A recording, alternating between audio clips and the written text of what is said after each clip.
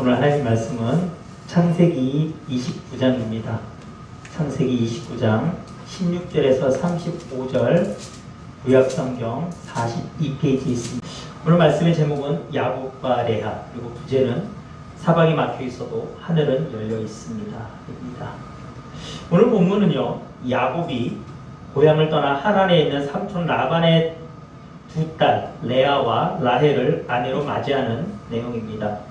야곱은 어떤 사람입니까? 여러분은 야곱하면 어떤 이미지가 떠오르십니까? 저는 옛날에 어렸을 때 야곱하면 떠오르는 이미지는 사기꾼이었어요. 사기꾼. 정말 성경에 공인된 사기꾼.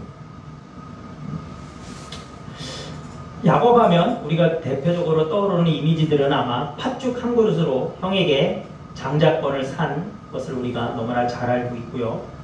또 태어나기 전부터 어머니 리브가의 복중에서부터 두 형제가, 쌍둥이 형제가 싸웠고요.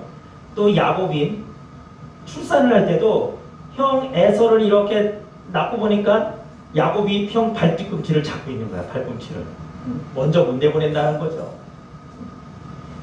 그런 사람이었습니다. 그리고 또 우리가 잘 아는 내용은 아마 야곱 나루에서 하나님의 사랑과 밤이 새도록 씨름을 하고 그 결과로 허벅지 관절이 위골된 일, 그리고 야곱의 12아들이 이스라엘의 조상이 되는 12지파가 된다는 것, 그리고 또 아는 게 뭡니까? 형 에서의 축복을 가로채기 위해서 형 에서로 분장을 하고 아버지 이삭에게 축복을 받는 것, 뭐 그런 것들이 아마 야곱의 대표적인 일들일 것입니다. 이 몇 가지만 살펴봐도 야곱의 인생은 참 파란만장한 삶이었다는 것을 우리가 알 수 있습니다. 그리고 야곱은 굉장히 지금 오늘 본문을 통해서도 보면 외향적이고 도전적이라고 보이고 있는데 사실은 야곱의 성격이 처음부터 그러진 않았던 것 같습니다. 창세기 25장 27절 28절에 보면요, 형이었던 에서가 사냥꾼이어서 늘 밖으로 돌았던 반면에 야곱은 조용한 사람이었다고 나옵니다. 그리고 늘 장막에 거하였다고 얘기합니다. 아마 그는 굉장히 좀 소심하고 내성적이었던 것 같습니다. 더군다나 아버지 이삭은 형 에서를 굉장히 편애했습니다. 그리고 반대로 어머니 리브가는 그런 편애의 어떤 반대편에 있던 아들 야곱을 사랑했다라고 성경은 나옵니다. 당시 문화가 장자가 어떤 아버지의 모든 것들을 대부분 상속받는다라는 어떤 그 기준 하에서 본다면 야곱은 굉장히 그 집안에서 어떤 점점 위축될 것입니다. 왜냐하면 더군다나 아버지가 쌍둥이 형을 편애했잖아요. 더군다나 무슨 나이 터울이 많았으면 모르겠는데 어떻게 보면 몇 초 사이죠. 몇 초 상간에. 그러다 보니까 야곱 마음 안에서는 아마 쌓인 것도 많았던 것 같습니다. 그러다 보니까 그는 점점 더 소외돼 갔습니다. 그가 배가 고픈 형에게 팥죽 한 그릇에 장자권을 샀지만 여러분 사실은 그것은요 아무런 의미가 없다고 해도 과언이 아니에요. 왜냐하면 아버지가 그것을 인정하지 않으면 그것은 아무 소용이 없는 것입니다. 아니 아버지 이삭에게 가서 아버지 이제 그 장자권은 내 겁니다. 내가 형한테 팥죽 한 것으로 샀습니다. 그러면 그 형 에서를 편애하던 사랑하던 아버지 이삭이 아 그래? 알았어. 내가 너한테 다 물려줄게. 이랬을까요? 여러분 사실은 현실성이 없는 일이에요. 하지만 저는 어떤 생각을 했냐면 그렇게라도 야곱은 그 마음에 어떤 눌려있던 것들을 좀 풀려고 했던 것이 아닌가라는 생각을 합니다. 하지만 결정적인 것이 무엇입니까? 하나님은 그 과정을 지켜보고 계셨다는 것이죠.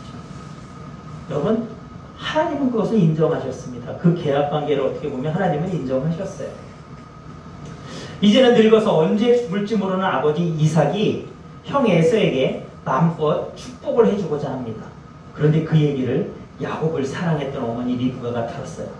그리고 이제는 야곱과 공모를 합니다. 형 에서는 성경에 보면 몸에 털이 많은 자라고 합니다. 그래서 야곱을 이제는 분장을 시킵니다. 양을 잡아서 그 털로 싸맵니다. 팔쪽을. 그래서 이제는 아버지가 만질 수 있는 부분들을 형처럼 수북하게 털로 싸매고 아버지를 속입니다. 아버지가 좋아하는 음식을 해갖고 가서 아버지께 마음껏 축복을 받습니다. 형 에서가 아버지의 명령을 따라서 사냥하고 돌아왔는데 이미 상황은 종료된 것입니다. 형 에서가 아버지에게 아버지 나도 축복해 주십시오 했는데 아버지 이삭이 뭐라고 합니까? 이미 야곱에게 다 줬다라는 거예요. 형 에서 입장에서는 아이고 우리 요즘 표현으로 하면 뚜껑이 열리는 일이죠. 에서가 아버지가 돌아가시면 야곱을 죽이고자 마음먹었습니다. 어머니 리브가가 또 참 그 얘기도 또 들어요. 참 리브가는 참 잘 되는 것 같습니다. 이제 어머니가 이대로 있다가는 야곱이 형에게 죽음을 당할 것 같으니까 한 가지 아이디어를 냅니다. 계책을 부립니다. 뭐냐면 에서는요 그 당시 이방 민족이었던 헷 여인과 결혼을 했어요. 그래서 며느리가 이방 사람이었습니다. 그런데 성경에 보면 그것이 이삭과 리브가의 마음에 늘 근심이었다고 하거든요. 그러니까 리브가가 이삭에게 얘기합니다. 여보, 우리 둘째 아들 야곱마저도 만약에 여기서 있다가 이방 여인과 결혼을 한다면 나는 정말 마음이 너무 힘들 것 같다라고. 우리 야곱은 우리 동족에게 결혼하도록 하게 하자고. 그렇게 아이 얘기를 합니다. 근데 이삭이 생각을 해도 맞는 얘기거든요. 그러니까 이제는 그 야곱을요 리브가의 오빠가 있던 라반의 집으로 라반의 거하고 있던 그 하란 지역으로 이제 보냅니다. 그러면서 이삭이 야곱에게 기도해 주면서 얘기합니다. 절대 이방 여인을 아내로 맞이하지 말고 가서 내 삼촌 라반의 딸을 아내로 맞이하라고 얘기합니다. 자, 야곱은 이제는 하란을 향해 갑니다. 사실은 그는 아내를 맞이하러 가는 목적도 있지만 그의 가장 큰 목적은 형의 어떤 위협으로부터 도망가는 것이었죠. 그는 정신없이 갑니다. 그런데 가는 그 과정에서 야곱은 베델에서 하나님을 만납니다. 하나님은 창세기 28장 13절에서 15절에 보면 그렇게 만난 야곱에게 축복해 주시는데요. 제가 읽어드려 볼게요. 여호와께서 그 위에 서서 이르시되 나는 여호와니 너의 조부 아브라함의 하나님이요 이삭의 하나님이라. 내가 누워있는 땅을 내가 너와 내 자손에게 주리니 내 자손이 땅의 티끌같이 되어 내가 서쪽과 동쪽과 북쪽과 남쪽으로 퍼져나갈지며 땅의 모든 족속이 너와 내 자손으로 말미암아 복을 받으리라. 내가 너와 함께 있어 내가 어디로 가든지 너를 지키며 너를 이끌어 이 땅으로 돌아오게 할지라. 내가 내게 허락한 것을 다 이루기까지 너를 떠나지 아니하리라 하신지라. 여러분, 하나님이 오늘 지금 야곱에게 주신 그 축복의 말씀을 가만히 들어보면 하나님이 그 할아버지였던 아브라함에게 축복하시는 그 축복을 지금 야곱에게 그대로 해주고 계십니다. 여러분, 이 얘기 뭡니까? 아브라함의 그 혈통이 야곱을 통해 이어진다라는 것입니다. 야곱은 자신이 형보다 늦게 태어나서 그 아무 분깃도 받을 수 없다고 생각하고 있었지만 하나님은 그렇게 여기지 않으셨다는 것입니다. 자, 이런 배경 하에서 드디어 야곱이 오늘 하란 부근에 도착을 합니다. 하란 근방에서 야곱은 우물이 있는 곳에 도착을 합니다. 그곳에는 이미 세 무리의 양떼가 누워 있었고요. 목자들은 우물을 덮어놓은 큰 돌을 치우고 양떼에게 물을 먹이고 다 먹인 후에는 다시 덮어놓는 것을 야곱이 보게 됩니다. 왜냐면 여러분, 그 당시에는 우물이 굉장히 물이 귀했잖아요. 그러니까 물이 오염되지 않도록 우물을 큰 바위로 덮어놨다는 것입니다. 그런데 그 큰 바위는 한 사람이 옮길 수 있는 무게가 아니었던 것 같아요. 그래서 두세 사람이 늘 모여서 함께 그 일을 했던 것 같습니다. 야곱이 그들에게 묻습니다. 야, 너희들 혹시 라반이라고 아니? 그러자 그들이 이렇게 얘기합니다. 우리가 라반 알지? 그리고 좀만 있으면 그 라반의 딸 라헬이 양떼를 몰고 이곳에 물을 먹이러 올 거라고 얘기를 합니다. 그래서 여러분, 야곱이 7절에 이렇게 얘기를 합니다. 야곱이 이르되 해가 아직 높은즉 가축 모일 때가 아니니 양에게 물을 먹이고 가서 풀을 뜯게 하라. 여러분, 이게 무슨 얘기인지 아세요? 갑자기 뜬금없이 야곱이 그것도 먼저 자기보다 와있던 세 무리의 그 목자들에게 얘기를 하는 거예요. 야, 아직도 좀 해가 중천에 떠 있어. 야, 아직 날이 저물려면 멀었으니까 너희들 빨리 양떼 데리고 가서 이제 물 다 먹였으니까 빨리 양떼를 풀 더 먹이라고. 지금 야곱이 어떻게 하는 겁니까? 라헬이 온다고 하니까 지금 얘네들 빨리 치우려고 하는 거예요, 지금. 라헬을 지금 단둘이 만나고 싶어 하는 모습이 지금 보입니다. 그리고 라헬이 도착하자 야곱의 행동이 이제는 완전히 오버하기 시작합니다. 오늘 본문을 보면 여러분, 장정 두세 명이 옮길 정도로 큰 여러분 우물을 막고 있던 바위를 지금 야곱이 어떻게 합니까? 지가 먼저 옮깁니다. 그리고 라헬이 데려온 양떼에게 라헬이 부탁하지도 않았는데 물을 다 먹입니다. 그리고 그 다음에 어떻게 합니까? 갑자기 라헬을 껴안고 입 맞추고 웁니다. 그리고 나서 자신이 누구인지 자신의 존재에 대해서 신부를 알립니다. 여러분 굉장히 좀 뭔가 좀 순서가 뒤바뀐 것 같지 않습니까? 상식적이라면 라헬이 왔을 때 아 나는 누구누구라고 나는 당신의 고모의 아들이라고 얘기하고 인사하고 뭐 인사로 입을 맞추든 뭘 하든 뭐가 있어야 되는 거 아닙니까? 근데 지금 야곱의 행위는요 좀 뭔가 상식적이진 않아요. 굉장히 뭔가 좀 흥분돼 있고 오버하고 있습니다. 여러분 왜 그랬을까요?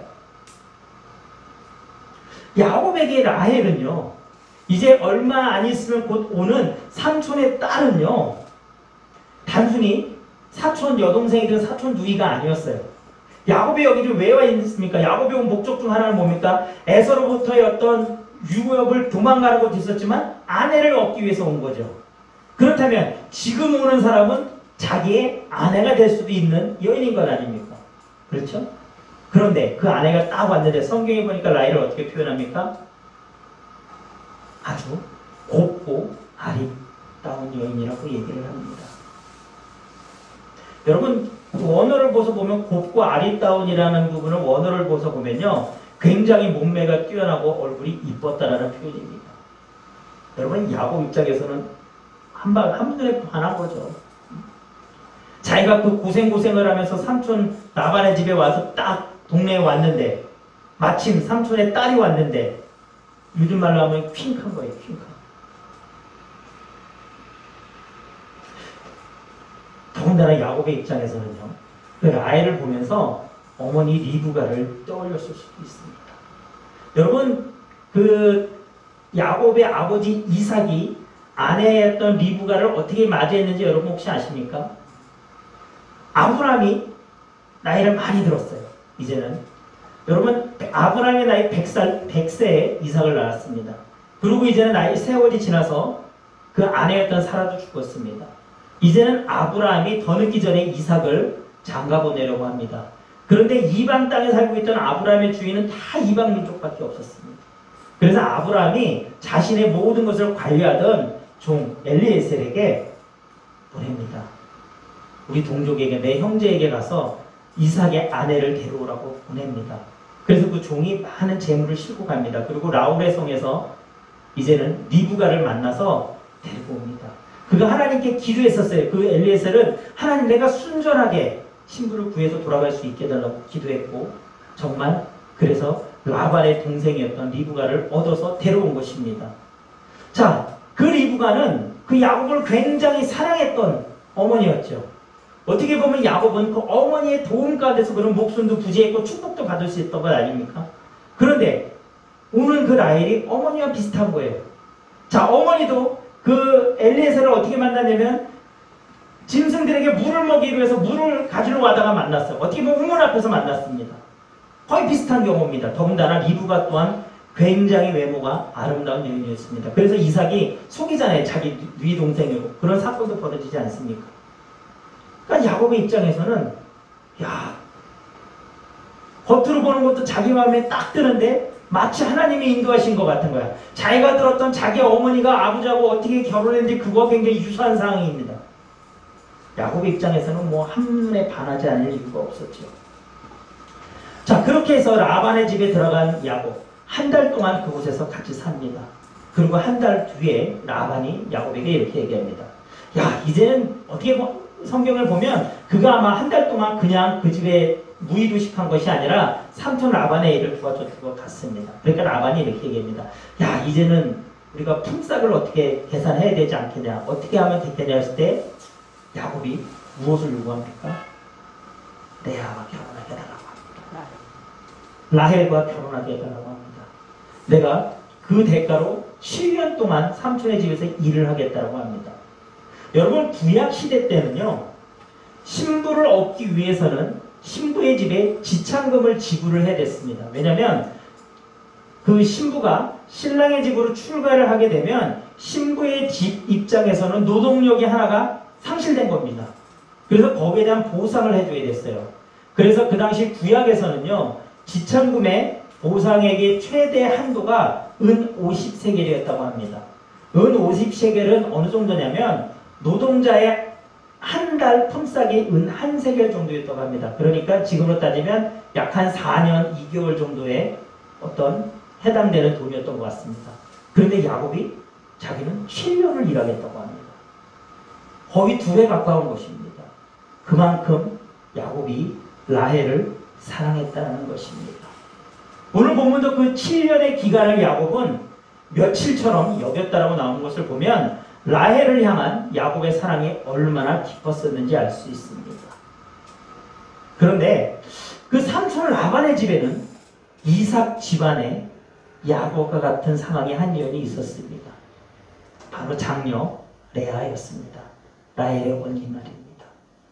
본문 17절에 보면 레아와 라헬을 이렇게 비교합니다. 레아는 시력이 약하고 라헬은 곱고 아리따우니. 제가 아까 라헬을 설명한 곱고 아리따다라는 게 원문을 통해서 보면 몸매가 뛰어나고 얼굴도 굉장히 이쁜 상태라는 것을 얘기합니다. 그런데 언니 레아는 알력이 부족하고 시력이 약하고 이렇게 얘기합니다. 우리가 개역개정에서는요, 이것을 시력이 약하다고 해서 어떤 그 레아가 굉장히 좀 뭔가 눈이 안 좋은 것처럼 얘기를 하는데, 사실은 원어를 좀 더 살펴보게 되면요, 시력이 나쁘다라기보다는 어떤 눈매가 부드럽다는 표현, 가냘프다는 표현, 그리고 좀 더 이렇게 의미를 확대해 보면 총기가 좀 부족하다라는 걸로 많이 해석이 됩니다. 그래서 개역개정 말고 다른 버전의 성경을 보면 눈매가 부드럽다고 표현하거나 내가 굉장히 가냘폈다고 나오거나 또 총기가 흐리다라고 얘기를 합니다. 그러니까 중요한 것은 지금 레아와 라헬의 비교 내용이 어떻게 보면 좀 비슷하다는 거예요. 그러니까 마치 이런 겁니다. 의역을 해보면 야, 동생 라헬은 얼굴도 이쁘고 몸매도 끝내주는데 언니 라헬은 그냥 눈매가 좀 부드러워 뭐 이런 거예요. 그러니까 지금 상황을 보면 뭡니까? 전혀 지금 너무 차이가 난다는 거예요. 언니와 동생이. 한 부모 밑에서 태어났을 때 너무 차이가 나는 것입니다. 여러분, 이런 상황이 벌어지면 어떻게 됐을까요? 당시 문화가 여인에게 있어서는 어떤 지금처럼 여인의 여러 가지 능력을 보는 것보다는 외모가 굉장히 그 여인에게 부각됐던 시대라고 본다면 라헬은 아마 어렸을 때부터 집안 사람들과 주변 모든 사람들에게 사랑받았을 것입니다. 하지만 그와 반대로 라헬은 아마도 그는 그렇지 못했을 것입니다. 마치 야곱이 이삭 집에서 아버지의 편애 속에서 그가 점점점 위축됐던 것처럼 레아 또한 그랬을 것입니다. 그런데 어느 날 고모의 아들이 자신의 집에 온 것입니다. 레아의 입장에서는 그 야곱을 보면 마음 설렜을 것입니다. 그런데 그가 아버지에게 얘기합니다. 자기 동생 라헬을 아내로 달라고 얘기하면서 무려 7년 동안이나 무료로 봉사하겠다고 합니다. 레아의 마음은 굉장히 아팠을 것입니다. 레아는 절망에 빠졌을 것입니다. 그녀는 결혼 문제에 있어서도 동생에게 뒤처진 것입니다. 그런데 그랬던 그에게 아버지 라반이 제안을 합니다. 그 제안은 일종의 사기였습니다. 결혼 사기. 그런데 레아는 그것을 받아들입니다. 야곱은 7년을 일한 후에 삼촌 라반에게 약속대로 라헬과 결혼하겠다고 합니다. 그리고 혼인잔치가 벌어집니다. 그리고 그날 밤 야곱은 라헬과 동침합니다. 라헬인 줄 알고 동침한 것이죠, 당연히. 그런데 아침에 딱 눈 떠보니까 옆에 있는 게 누굽니까? 라헬이 아니라 레아예요, 레아. 여러분, 야곱의 입장에서는 여러분, 이거는 무슨 뭐 날벼락 맞은 거 아니겠습니까? 자, 그렇다면 한번 생각해 봅시다. 상식적으로, 아니, 그걸 모를 수가 있나?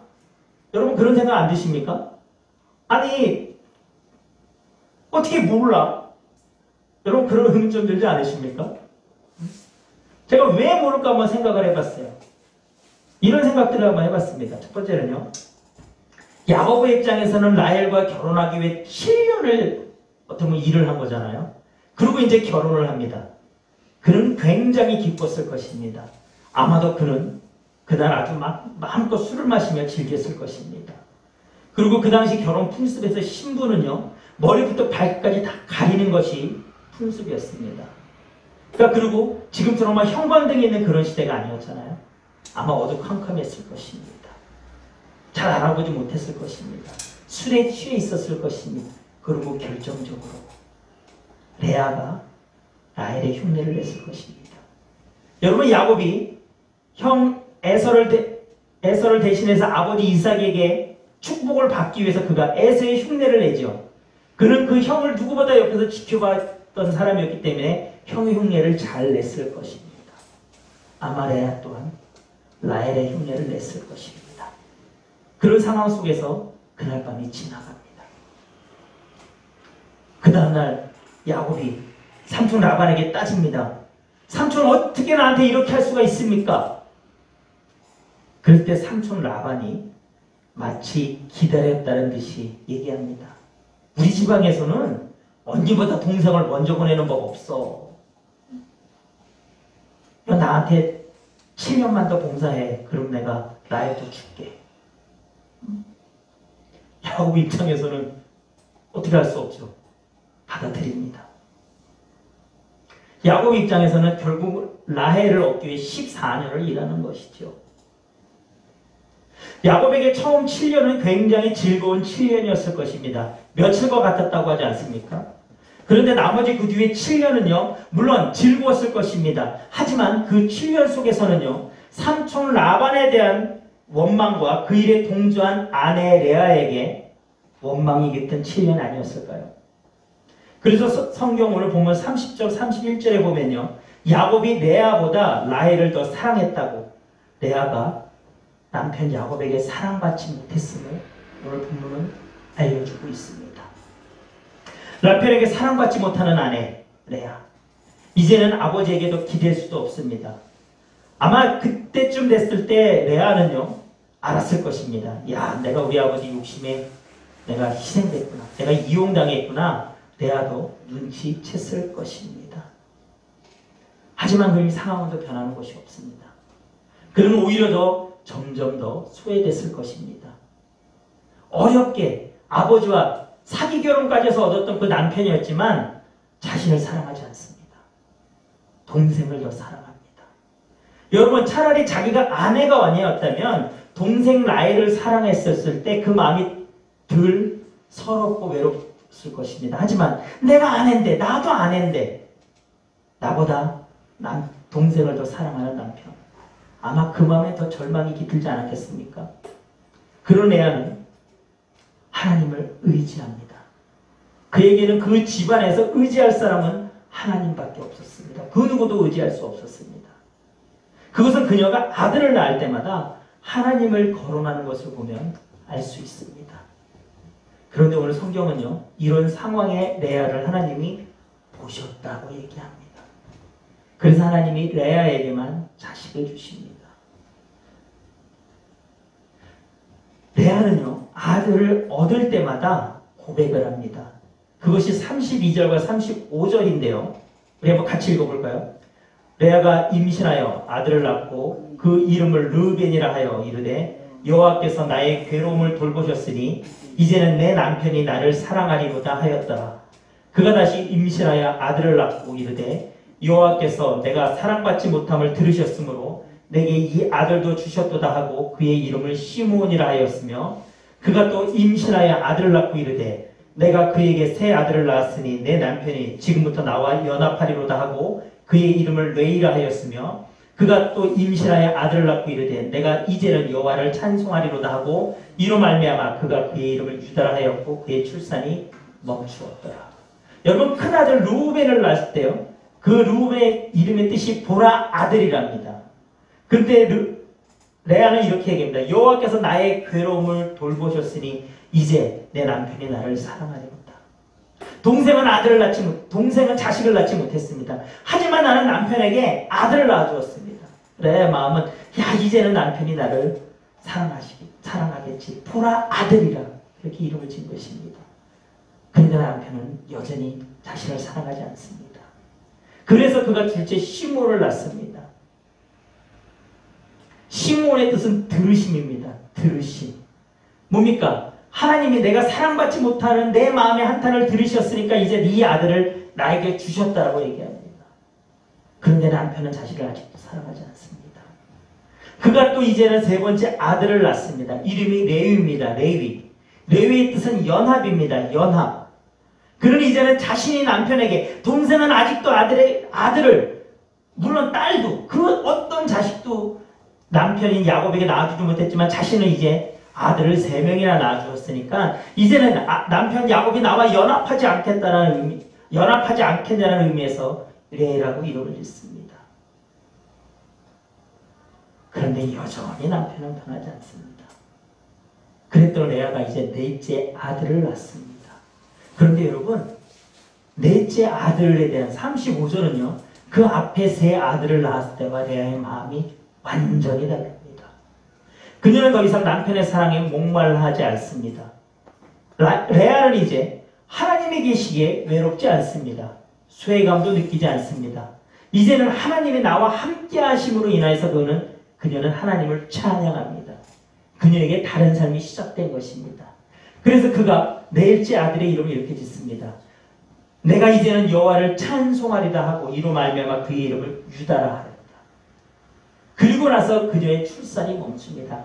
마치 하나님이 레아가 이렇게 하나님 앞에 변화된 삶을 기다렸다는 듯이 그 아들들을 주시는 과정 속에서 레아, 내가 너에게 원하는 것이 이것이라는 것, 네가 나를만 바라보는 것, 네가 나를 찬양하는 것, 네가 나로 인해서 만족하는 것이라는 것을 깨닫게 하시기를 원하셨다는 듯이 그 아들 유다를 낳고 나서 내가 하나님을 찬송하리로다 하고 나서 레아의 출산이 일시적으로 멈춥니다.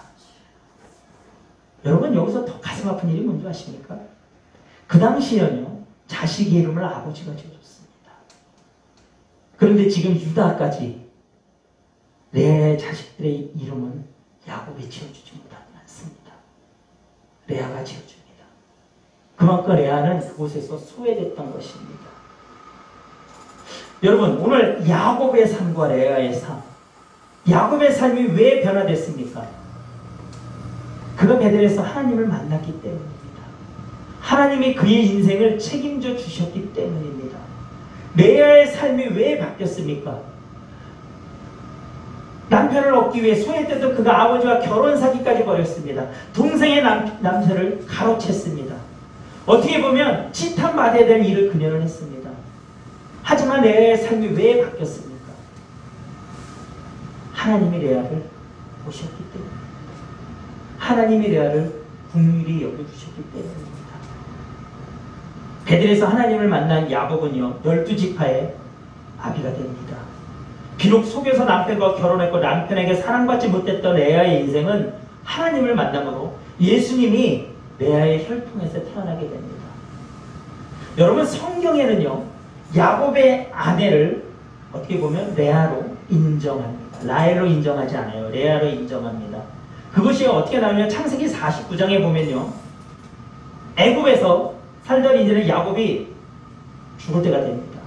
그가 유언을 합니다. 어떻게 하는지 아십니까? 자신을요, 자신의 조상들과 같이 묻어달라고 합니다. 그리고 이제는 그곳에 어디 장사되냐면요, 그 창세기 49장 31절에 보면 아브라함과 그의 아내 사라가 거기 장사되었고 이삭과 그의 아내 리브가도 거기 장사되었으며 나도 레아를 그곳에 장사하였노라. 무슨 얘기입니까? 어떤 할아버지와 할머니가 묻힌 곳, 아버지와 어머니가 묻힌 곳에 야곱은 레아를 거기에 묻습니다. 뭡니까? 그리고 자신 또한 거기 묻게 해달라고 합니다. 성경은 레아가 야곱의 정신을 인정합니다. 라헬은 여러분 고향으로 돌아가는 중간에서 죽고 그곳에 묻힙니다. 하나님을 만난 인생은 변화됩니다. 여러분, 사실은 야곱의 인생이나 레아의 인생이나 어떻게 보면 쉽지 않은 인생이었습니다. 파란만장한 인생이었습니다. 하지만 그들이 하나님을 만났을 때 하나님은 그들의 삶을 변화시켜 주십니다. 여러분, 사실은 우리는 어떻습니까? 여러분, 우리는 레아입니까? 라헬입니까? 어디에 속한다고 여러분들은 생각하십니까? 여러분 사실은 우린 대부분 레아에 속하지 않을까요? 여러분 여러분 라헬에 속한다고 생각하십니까? 여러분 우리 인생은요 하나님을 만나면 바뀝니다. 하나님이 우리를 지켜보시면 변화됩니다. 그리고 이제는 역전의 삶이 시작됩니다. 여러분 은혜가 뭡니까? 은혜는요 내 능력으로 내 상황 속에서 할 수 없는 일이 하나님이 해주시는 것이 은혜입니다.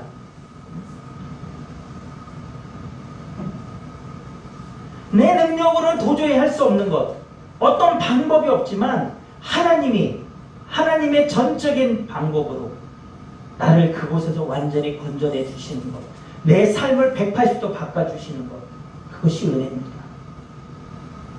여러분 우리 삶은 은혜 받은 삶이어야 합니다. 은혜 안에 거하는 삶이어야 됩니다. 여러분 우리 은혜의 삶을 위해 기도하기를 바랍니다. 하나님과 함께 하시기를 바랍니다. 그 변화된 삶은 하나님이 책임지십니다.